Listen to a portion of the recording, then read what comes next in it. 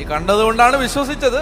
പക്ഷെ കാണാതെ തന്നെ വിശ്വസിക്കണം. കാരണം എപ്പോഴും കാഴ്ചകൾ ആവർത്തിക്കപ്പെടണമെന്നില്ല. ഉദാഹരണം, മറിയം ചോദിച്ചു, ഇതെങ്ങനെ സംഭവിക്കും? ഞാൻ പുരുഷനെ അറിയുന്നില്ല. ദൂതൻ മറുപടി പറഞ്ഞു, പരിശുദ്ധാത്മാവ് നിന്റെ മേൽ വരും, അത്യുന്നതന്റെ ശക്തി നിന്റെ മേൽ ആവസിക്കും, ആകയാൽ ജനിക്കാൻ പോകുന്ന ശിശു പരിശുദ്ധൻ ദൈവപുത്രൻ എന്ന് വിളിക്കപ്പെടും.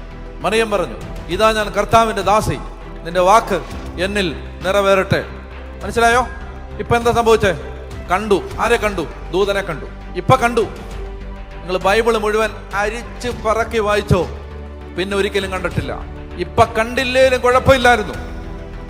മകനെ കഴിമരത്തിൽ ആണി അടിച്ച് കയറ്റുന്ന സമയത്തെങ്കിലും ഒരു ദൂതൻ വന്നിട്ട് പ്രയാസപ്പെടരുത്, ഇത് കുറച്ച് മണിക്കൂർ നേരത്തേക്ക് മാത്രമേ ഉള്ളൂ, ഇത് കഴിയുമ്പോ സംഭവം മൊത്തം മാറാൻ പോവാണ് എന്ന് പറഞ്ഞായിരുന്നെങ്കിൽ ഈ അമ്മയ്ക്ക് ഒരു ആശ്വാസമായിരുന്നു. പക്ഷെ കണ്ടിട്ടില്ല.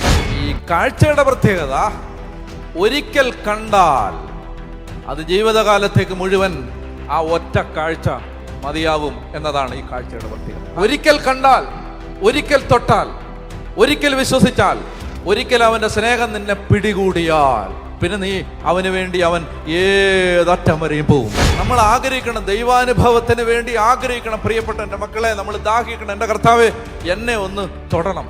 നമ്മൾ ദൈവത്തെ കാണണമെന്നത് നമ്മുടെ ആഗ്രഹത്തെക്കാൾ ദൈവത്തിന്റെ ആഗ്രഹമാണ്. മൊത്തം മാറും. നിങ്ങൾ കുർബാനയ്ക്ക് നിൽക്കുന്ന രീതി മാറും, നിങ്ങൾ ബൈബിൾ വായിക്കുന്ന രീതി മാറും, നിങ്ങളുടെ പ്രാർത്ഥനയുടെ രീതി മാറും. നമ്മൾ യേശുവിനെ തേടണമെന്ന് നമ്മളെക്കാളും അവൻ ദാഹിക്കുന്നുണ്ട്. നിന്റെ വീട്ടുമുറ്റത്തെത്താൻ നീ കൊതിക്കുന്നതിനേക്കാളും ദൈവം കൊതിക്കുന്നുണ്ട്. നിന്റെ ഹൃദയത്തിന്റെ രാജാവായി വാഴാൻ നീ കൊതിക്കുന്നതിനേക്കാളും യേശു കൊതിക്കുന്നുണ്ട്.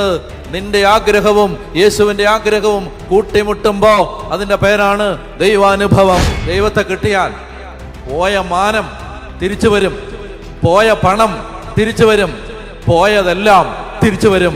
കാരണം ദൈവം വരുമ്പോ വെറുതെ വരുത്തില്ല, എല്ലാം കൊണ്ടേ വരുത്തുള്ളൂ. ദൈവം ഇല്ലെങ്കിൽ ഒന്നുമില്ല, ദൈവം ഉണ്ടെങ്കിൽ എല്ലാം ഉണ്ട്. വീട്ടിലെല്ലാം ഉണ്ട്, തലമുറയിലെല്ലാം ഉണ്ട്. ദൈവം ഇല്ലാതെ ജീവിക്കരുത് പ്രിയപ്പെട്ടവർ. ദൈവം ഇല്ലാതെ വളർന്നു വരരുത്.